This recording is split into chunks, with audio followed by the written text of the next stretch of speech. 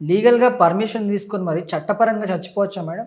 రీసెంట్‌గా supreme court ఒక judgement ఇచ్చింది. ఒక హరీష్ రాణా అని ఒక పర్సన్ హ్మ్. 2013 ఆగస్ట్ 20థ్ రోజు 4థ్ ఫ్లోర్, 5థ్ ఫ్లోర్ నుంచి దూకి కింద పడ్డాడు. హ్మ్. ఆ రోజు నుంచి ఈ రోజు వరకు బెడ్ రిడెన్. అంటే కంప్లీట్‌లీ వెజిటేటివ్ స్టేజ్‌లో ఉన్నాడు. అంటే హ్మ్. ఇంకా ఏమి పని చేయట్లేదు. ఆల్‌మోస్ట్ 13 ఇయర్స్ నుంచి హాస్పిటల్‌లోనే ఉన్నాడు. ఓకే. ఇంకా అతన్ని హాస్పిటల్‌లో ఉంచలేక, పోనీ అతన్ని ఇంకా లైఫ్‌లో బతికే ఛాన్సెస్ ఉన్నాయా అంటే, ఇలాగే ఇంకా లైఫ్ లాంగ్ ఉండాల్సిన సిట్యుయేషన్. హ్మ్.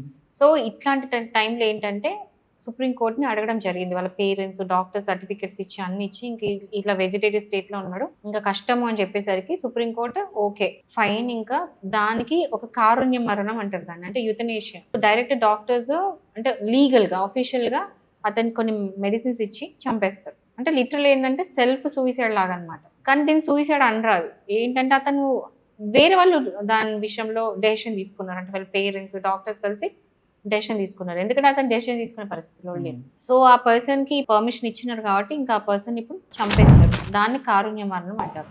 సో, ఇంకా ఇప్పటికైతే చట్టపరంగా పర్మిషన్ తీసుకొని చావడానికైతే లేదు. కొన్ని కంట్రీస్‌లో ఉంది. సూసైడ్ చేసుకోవచ్చు. అంటే వాళ్ళకొక షెల్స్ ఉంటే అందులో కూర్చుంటే ఇంకా పాయిజన్ లాంటిది ఒకటి ఇప్పుడు జనరల్లీ మన ఇండియాలో కూడా ఈ డాగ్స్‌కి ఇస్తారు. యూథనేషియా అంటారు. సో, డాగ్స్ ఏమైనా సివియర్ డిసీజెస్ ఉన్నా లేకపోతే చనిపోయే ఛాన్సెస్ ఉన్నా కొంతమంది వాటి ఓనర్స్ డాగ్స్ ఓనర్స్ ఏంటంటే పర్మిషన్ తీసుకొని యూథనేషియా చేపిస్తా. సో, అది డాగ్స్ వరకు ఉంది గానీ ఇంకా హ్యూమన్స్‌కి లేదు. మేబీ ఫ్యూచర్‌లో ఉండొచ్చు తెలీదు.